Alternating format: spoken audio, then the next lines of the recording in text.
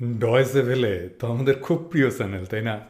তো খালেদ মহিউদ্দিনও খুব প্রিয়, তাই না? কয়েকদিন আগে খালেদ মহিউদ্দিন একটা টকশো করছে নবনীতারে নিয়া, ওই যে বেকাত্তর টিভিতে ছিল।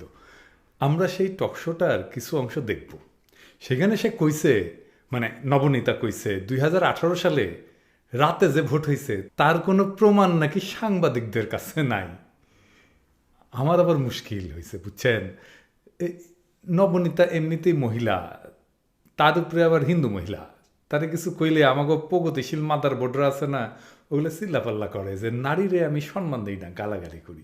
এই যে দেখেন, এই মাদার বোর্ড কইছে যে আমি নাকি হিন্দু আর নারী হইলে দ্বিগুণ জিঘাংসায় ঝাঁপায় পড়ি। তবে আমি আজ নবনীতারে গালি দেব না, খাতির করব, যেহেতু আমি তারে চিনি এবং আমারে নিয়ে বেকাত্তর টিভিতে কিছু টক শোটো করছে। আর আমারে এখনো অন্য প্রগতিশীলদের মতো গালি দেয় নাই, নাকি দিছে? হ্যাঁ দিছে। তো নবনীতা দিছ নাকি দাও নাই গালি?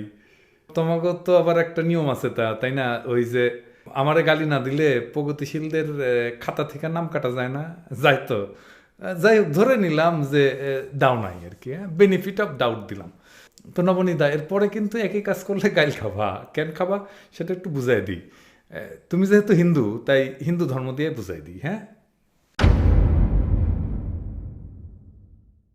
আমি কিন্তু বুঝাইতেছি নবনীতারে, কিন্তু আমার দর্শকদের যেন বুঝতে অসুবিধা না হয় সেজন্য একটু গল্পের চলে বলি। কই থেকে আমি গল্পটা বলতেছি এটা নবনীতা জানে। তো ধরেন, দু- গল্পটা এরকম যে দুই চাচাতো ভাইদের মধ্যে যুদ্ধ হইতেছে রাজ্য নিয়া। দুনিয়া ভাগ হইয়া গেছে দুই পক্ষে। প্রথম পক্ষ আসলেই ন্যায়সঙ্গতভাবে সিংহাসনের দাবিদার, উত্তরাধিকার। এবং সব ওই সময়ে দুনিয়ার যত বীরেরা আছে প্রথম পক্ষের সাথেই আছে, যত ন্যায়বান মানুষ আছে প্রথম পক্ষের সাথেই আছে। আর দ্বিতীয় পক্ষ দুর্বল, সিংহাসনের বৈধ দাবিদারও না, ছল আর প্রতারণা হইতেছে তাদের যুদ্ধ জয়ের মূল কৌশল। তো যুদ্ধ শুরু হয়েছে। প্রথম পক্ষের সেনাপতি নাম হচ্ছে ভীষ্ম। তার বরাবর কোনো বীর কিন্তু নাই, হ্যাঁ, ওই সময় মাইরা ফাটাই দিতেছে আর কি প্রতিপক্ষরে, দ্বিতীয় পক্ষরে আর কি। তো দ্বিতীয় পক্ষ একটা বুদ্ধি বাইর করলো যে তারা একটা হিজড়াকে সামনে বসায় পিছন থেকে তীর ছুটতে লাগলো আর কি। তো ভীষ্মের কাছে হিজড়া হচ্ছে পুরুষ তো নাই, বরং আধা নারী। কারণ এটা হইতে পারে যে, আমার ঠিক জানা নাই, যে হিন্দুরা হয়তো মনে করে যে হিজড়ারা আগের জন্মে নারী ছিল। তো এই আধা নারীরে দেখা ভীষ্ম ধনুর্বাণ ত্যাগ করে, মানে ধনুক এবং তার তীর বাণ এটা ত্যাগ করে। আর এই সুযোগে বিশ্বরে প্রতিপক্ষ মাইনা ফেলায় অন্য পক্ষ। তো নবনীতা, আমি পিতামহ ভীষ্ম না যে ধনুর্বাণ ত্যাগ করব। যুদ্ধের মাঠে আসলে যুদ্ধের সকল ক্ষত, প্রতি আক্রমণ সামাল দেওয়ার ক্ষমতা থাকলে আসবা, নয়তো ফুটো। নারী জন্যে এক চুল ফেভার পাইবা না আমার কাছে। কথা ক্লিয়ার? যুদ্ধে নামছো, মাইর খাওয়ার জন্য রেডি থাকবা, এটাই যুদ্ধের নিয়ম। যুদ্ধের নিয়ম আমার কাছে একটাই, হয় মরো নয়তো মারো। এটা আমার লিমিট। মাঝে মাঝে কেউ কয় যে আমি নাকি লিমিট ক্রস করি, আমার লিমিট হচ্ছে এটা, হয় মারবো অথবা মরবো। তো যুদ্ধের মাঠে আসলে হিসাব করে আসবা আমার সাথে লাগতে আসলে, বুঝছাও? তো যাই হোক, নবনীতায় ফিরে আসি আর কি। তো দেখেন 2018 সালে নির্বাচনের সময় কেমন সাংবাদিকতা করছে সাংবাদিকরা। খালেদ মহিউদ্দিন এটা প্রশ্ন করছিল আর কি। তো এই প্রশ্নের উত্তরে কি বলতেছে শোনেন আগে, হ্যাঁ, নবনীতা। দেখুন, আমি সেদিন রাতে, আমি আজকে এই অনুষ্ঠানটা আসবার আগে আমি ভাবছিলাম যে ওদিন আমি কি করেছিলাম। দেখুন, সেদিন রাতে যখন ফলাফল আসছে তখন কিন্তু আমি অন এয়ার ছিলাম। হ্যাঁ, এবং আমার মনে আছে যে খুব গুরুত্বপূর্ণ কিছু প্রশ্ন, যে এত পার্সেন্ট ভোট, এত মানে ওই সময়ের মধ্যে এই এই ভোটটা গোনা গেল, তাহলে কেন মেশিনে যে ভোটগুলো হলো সেটা গুনতে এত সময় লাগছে কেন? এগুলো কিন্তু খুব গুরুত্বপূর্ণ প্রশ্ন। এবং আমার মনে আছে তার কদিন পরেই বোধহয় বিবৃতি এলো, প্রথম যে বিবৃতিতে বলা হলো যে ভোট রাতে হয়ে গেছে। সেই ভোট যে রাতে হয়ে গেছে তা নিয়েও কথা বলেছি, এবং রাতে হয়ে গেছে বলে যে বিবৃতি দেওয়া হলো তা বিষয়ে প্রতিক্রিয়া, তা নিয়েও কথা বলেছি, এবং তা নিয়ে বাংলাদেশের গণমাধ্যম ক্রমাগত কথা বলে যাচ্ছে। কিন্তু তথ্য থাকতে হয়। রাতে যে ভোটটা পড়েছিল, রাতে যে ভোটটা পড়েছিল কোন সাংবাদিকের কাছে তার কোনো প্রমাণ নাই। এবং আমি এখনো অবাক হই খালেদ ভাই, যে এই 17 কোটির দেশে এখন পর্যন্ত কোনো ভিডিও লিক হলো না, কোনো অডিও লিক হলো না, কোনো কোনো কিছু লিক হলো না যার মাধ্যমে একমাত্র ওই হিসাবগুলো মেলানো ছাড়া যে জানা যায় বা বোঝা যায় বা ধারণা করা যায় যে আসলে সার্কামস্টেন্সিয়াল এভিডেন্স ছাড়া, মানে রাইট? হ্যাঁ, আমার মনে হয় একদম সার্কামস্ট্যান্সিয়াল এভিডেন্স, এই শব্দটা আমারই মাথায় আসা উচিত ছিল। কাজে আমরা সার্কামস্ট্যান্সিয়াল এভিডেন্সের ভিত্তিতেই কিন্তু প্রশ্ন করছি। এখন পর্যন্ত কেউ কোনো প্রমাণ হাজির করতে পারেন নাই 17 কোটির দেশে, সেটাও আমাকে ভীষণ বিস্মিত করে। তো নবনীতা, এত খেপলা কেন খালামণি? এত রাইগা রাইগা কথা বলতেছো কেন?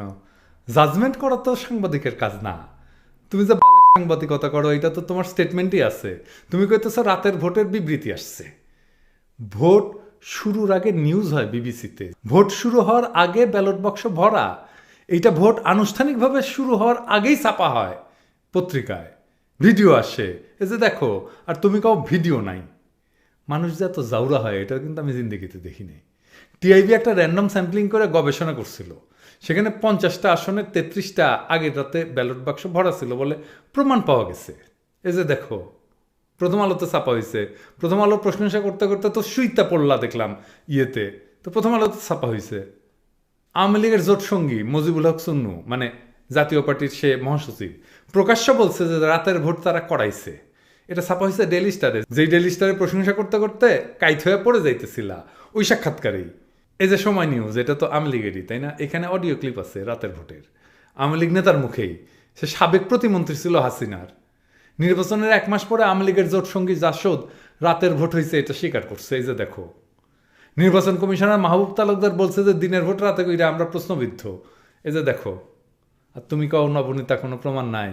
হ্যাঁ, আর এই প্রশ্ন শুনে তেলে বেগুনে জ্বলে উঠলা যেন তোমার পুচ্ছে বিছুটি পাতা ডলা দেওয়া হয়েছে। এটারে সাংবাদিকতা বলে? হ্যাঁ, দলের জিন্দাবাদ দিবা দাও না, মানা করছে কে? সাংবাদিকের নামাবলী গায়ে দিয়ে নষ্টামি করো কেন? এটার কি বলবো, ফাজলামি না বদমাইশি? আচ্ছা, এই যে নবনীতার রিয়াকশন, হ্যাঁ, এটাতে খালেদ মহিউদ্দিন কি করলো দেখেন দেখেন। কাজে আমরা সার্কামস্ট্যান্সিয়াল এভিডেন্সের ভিত্তিতেই কিন্তু প্রশ্ন করছি। এখন পর্যন্ত কেউ কোনো প্রমাণ হাজির করতে পারেন নাই 17 কোটির দেশে, সেটাও আমাকে ভীষণ বিস্মিত করে। নবনীতা, আপনাকে ধন্যবাদ। আমি দীপু ভাই, আপনি এই প্রসঙ্গে বলতে চাইছিলেন অনেকক্ষণ ধরে, এটাই আমাদের শেষ প্রসঙ্গ, শেষ আশা। অনেক আলোচনা, রাইট? না, আমাকে বিস্মিত করে না, কারণ আমি আগের রাতের থেকেই খবর পাচ্ছিলাম যে কি হচ্ছে। এরপরে মেলা সময় পাইছে, কিন্তু কোনোদিন দেখছেন খালেদ মহিউদ্দিন এরকম একটা লুজ বল পাইয়া ছেড়ে দিচ্ছে? ছেড়ে দিল কেন? খালেদ মহিউদ্দিন জানে না এগুলো? আমি যেগুলো বললাম জানে না? অবশ্যই জানে, আমার চেয়ে বেশি জানে। কোনো ইন্টারভেনশন আছে খালেদ মহিউদ্দিনের? নাই। এত বড় মিথ্যা কথা গলায় উঁচায় বলে গেল, খালেদ মহিউদ্দিন বলবে না যে এতগুলো এভিডেন্স আছে, সেটার ব্যাপারে তোমার বক্তব্য কি? খালেদ মহিউদ্দিনকে এত বেকুব মনে হয় যে এরকম একটা প্রশ্ন স্বাভাবিকভাবে তার মাথায় আসবে না? সে কোনো প্রশ্ন করলো না। এর ব্যাখ্যা কি? এর ব্যাখ্যা একটাই, সেও আসলে বৃহত্তর বাকশালের ডয়েচে ভেলে শাখার কর্মী। তো আওয়ামী লীগের এমপি মন্ত্রীদের সাথে তার কিন্তু খাতির বহুত আছে আর কি। তার প্রোফাইল যারা ফলো করে, আমি করি, তারা কিন্তু দেখবেন আর কি। কোথায় লাইক মারে, কোথায় ভাই ভাই ভাই ভাই করে, ভাবি ভাবি ভাবি ভাবি করে, এটা আমি দেখি কিন্তু খালেদ মহিউদ্দিন। হ্যাঁ, আছে, দেখাইলাম না আজকে? হ্যাঁ, আপনি যে তলে তলে টেম্পু চালায় উপরে বলেন হরতাল, ওটা প্রমাণ কিন্তু আছে। হ্যাঁ, আপনি সাইডা দিয়েছেন নবনীতার কামটা খুব খারাপ করছেন। আচ্ছা নবনীতা, খালামণি, আমার একটা প্রশ্ন, হ্যাঁ, জবাব দিবা আশা করি। হ্যাঁ, এই যে কামটা করলা, ভালো কাম করলা, লজ্জা লাগে না? হ্যাঁ, কখনো গ্লানি হয় না এভাবে মিশা কথা বলতে, গলা উঁচায় মিশা কথা বলতে? আচ্ছা নবনীতা, জাউরারাই কি আওয়ামী লীগ করে, নাকি আওয়ামী লীগ করলে সবাই জাউরা হয়ে যায়?